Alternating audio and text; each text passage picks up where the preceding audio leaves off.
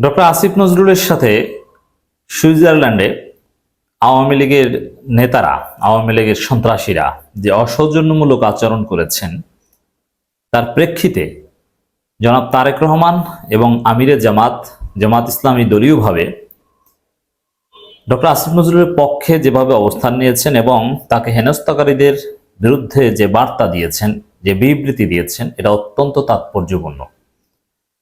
দর্শক, এর ফলে প্রাথমিক তাৎপর্য হিসেবে আমি যেটা বলতে চাই, যেমন আপনারা জানেন যে তারেক রহমান দীর্ঘ বিবৃতি দিয়েছে, আওয়ামীপন্থীদের আচরণকে শিষ্টাচার বহির্ভূত বলেছেন। আমিরে জামাত জামাত ইসলামী আনুষ্ঠানিকভাবে সেইম বিবৃতি দিয়েছে। এর ফলে যেটা হবে, সারা পৃথিবীতেই বিএনপি জামাতের লোকজন রয়েছে এবং এতদিন কিন্তু হাসিনা বিপদে থাকতো, এয়ারপোর্ট থেকে নামার পথে, হোটেলে যাওয়ার পথে বিএনপি জামাতের বিক্ষোভের মুখোমুখি তাকে হতে হতো। কিন্তু এখন খালি মাঠে, এটা ডক্টর আসিফ নজরুল বা বিএনপি জামাত কেউ ধারণা করেনি যে আওয়ামী লীগের লোকজন এরকম হেনস্থা করতে পারে, হঠাৎ করে ঘটে গিয়েছে। সেই প্রেক্ষিতে যখন তারেক রহমান নিজে এই বিষয়ে কথা বললেন এবং কঠিন কথা বললেন এবং আমিরে জামাত ইসলামী কথা বলল, এর অর্থ এরপরে এ ধরনের অনাকাঙ্ক্ষিত পরিস্থিতি এড়াতে বিএনপি জামাতের লোকজন প্রয়োজনে এই সরকারের দায়িত্বশীলদেরকে প্রোটোকল দিবে। এবং সুইজারল্যান্ডে যে ঘটনা ঘটেছে, আওয়ামী লীগের পক্ষে দু একজন পান্ডা পাওয়া যায়। আওয়ামী লীগের পক্ষে তো ওই অর্থে এখন কোনো জনসমর্থন পৃথিবীর কোথাও নেই। বিএনপি জামাতের লোকজন যদি আগে থেকে পরিকল্পনা করতো যে ঠিক আছে আসিফ নজরুল স্যার আসবে, বা আসিফ নজরুল যোগাযোগ করতেন সুইজারল্যান্ডে বিএনপি জামাত যারা করে যে আমি আসছি, অমুক এয়ারপোর্টে নামবো, আসেন আপনারা একটু একসাথে বের হই বা চা খাই, তাহলে দেখতেন আওয়ামী লীগের নেতারা বা এই পান্ডারা এয়ারপোর্টের ধারে কাছে আসতেও সাহস পেত না, লাঞ্ছিত করা তো দূরের কথা। এর ফাঁকা জায়গায় তারা সুযোগটা নিয়েছে। এখন যেহেতু বিএনপি এবং জামাত এ বিষয়ে কথা বলেছে এবং যে ধাঁচের কথা বলেছে, এটার অনেক তাৎপর্য। একদিকে প্রমাণিত হয় যে বিএনপি বা জামাত সরকারের দু একটা বিষয় নিয়ে সমালোচনা করলো, এমনকি বিএনপি নির্বাচন নিয়ে চাপ দিলেও ডক্টর ইউনূস সরকারের মান মর্যাদা রক্ষায়, ডক্টর ইউনূস সরকার যাতে ব্যর্থ না হয়, ডক্টর ইউনূস সরকারকে রক্ষা করতে বিএনপি তৎপর, জামাত ইসলামী তৎপর। এবং এই ধরনের অনাকাঙ্ক্ষিত ঘটনা আওয়ামী লীগের লোকজন যদি কোথাও ঘটানোর চেষ্টা করে, বিএনপি জামাত সেটা ঠেকিয়ে দিবে। এই জন্য এখন থেকে অটোমেটিক্যালি দেখবেন তারেক রহমান এবং ডাক্তার শফিকুর রহমান কথা বলার কারণে আওয়ামী লীগের লোকজন এই সাহস পাবে না। কারণ স্বাভাবিকভাবেই এরপরে যারা সফরে যাবেন তারা অটোমেটিক্যালি সরকারের লোকজন, তারা বিএনপি জামাতকে স্মরণ করবেন, তাদের স্থানীয় নেতাকর্মীদের বলবেন যে আপনারা আসেন ভাই। আর বিএনপি জামাতের লোকজন যদি এয়ারপোর্টে আসে রিসিভ করতে কিংবা বিদায় দিতে, আওয়ামী লীগের পান্ডারা খুঁজেও পাওয়া যাবে না, তারা সাহস পাবে না। এই তাৎপর্যটা অ্যাটলিস্ট আছে। তারেক রহমানের বক্তব্য আমরা আলাদাভাবে বিশ্লেষণ করছি। দর্শক, আমিরে জামাত যেটা বলেছেন, সুইজারল্যান্ডে অন্তর্বর্তীকালীন সরকারের উপদেষ্টা ডক্টর আসিফ নজরুল এবং আরেকজন উপদেষ্টার সাথে প্যারিসে অনুরূপ যে আচরণ হয়েছে, তাতে প্রমাণ হয় আওয়ামী লীগ তাদের ফেসিবাদী চরিত্র ত্যাগ করতে পারেনি। এর সুইজারল্যান্ডে, প্যারিসে আওয়ামী লীগের লোকজন পরিকল্পিতভাবে এই কাজ করছে, কিন্তু বিএনপি জামাত সোচ্চার হওয়ার পর আওয়ামী লীগের লোকজনকে খুঁজে পাওয়া যাবে না। আমিরে জামাত যে কথাটা বলেছেন, তাদের ফেসিবাদী চরিত্র ত্যাগ করতে পারেনি। এবং আরেকটা কথা বলেছেন, শতসিদ্ধ কথা, কয়লা ধুইলে ময়লা যায় না। এর এই ঘটনার মধ্য দিয়ে আওয়ামী লীগ যে আরো কতটা ঘৃণিত হলো, আওয়ামী লীগ যে কতটা নিচে নেমেছে। দেখেন, আসিফ নজরুল কোনো বিরোধী দলীয় নেতা নন। আসিফ নজরুল একজন একাডেমিশিয়ান। তিনি একাডেমিক মেথোডোলজি ফলো করে সরকারের সমালোচনা করতেন, ক্রিটিক করতেন।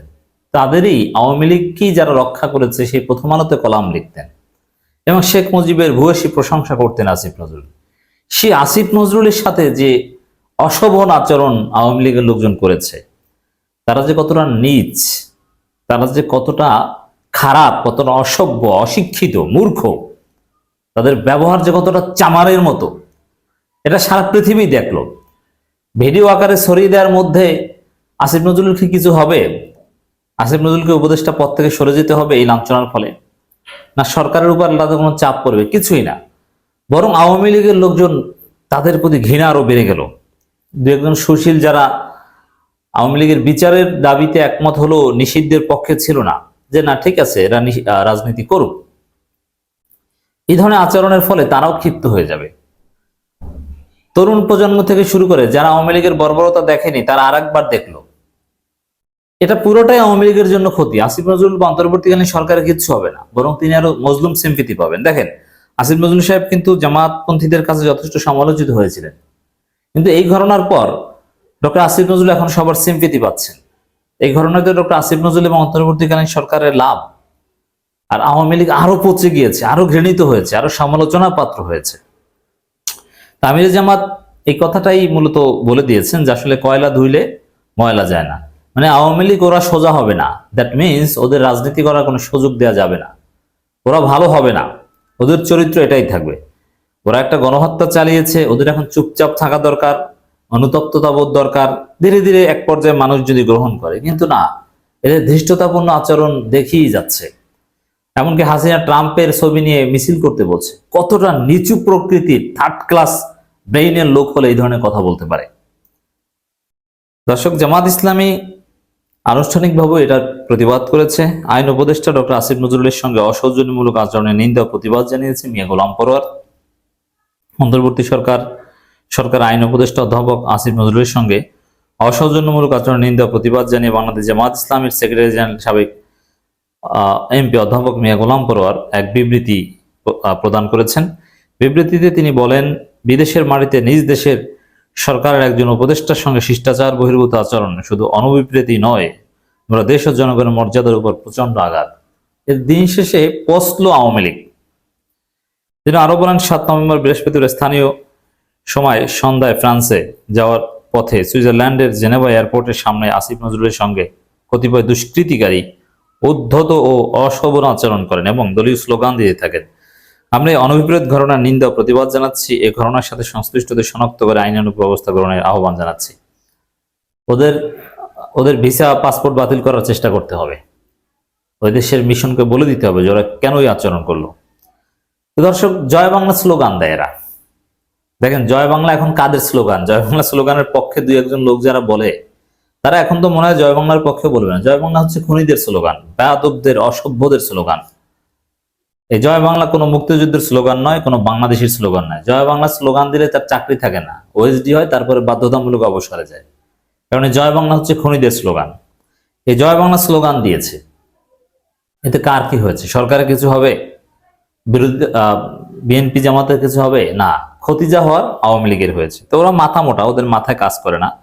মানে ওরা যে কতটা হতাশ, হাসিনাকে আমরা পিটিয়ে দেশ থেকে তাড়িয়ে দিয়েছি, ওদের হতাশার একটা বহিঃপ্রকাশ। এখন রাস্তাঘাটে এই সরকারের নিরীহ উপদেষ্টাদের ধরে তারপর হেনস্থা করার চেষ্টা করে। এটা ওদের প্রচন্ড হতাশার বহিঃপ্রকাশ। ওরা পারলে দেশে বড় মিছিল করুক না, কি পারে একটু দেখি না। বিদেশের মাটিতে ফাঁকা একজন লোককে পেয়ে তাকে হেনস্থা করতে পারে, বাংলাদেশের রাজপথে এসে মিছিল করুক, দেখি, আমরা তো আছি, আসো তোমরা, খেলা হবে, দেখি। কই এখন কোথায়? ভীতু, কাপুরুষ, অসভ্য আচরণ করলো আওয়ামী লীগের লোকজন।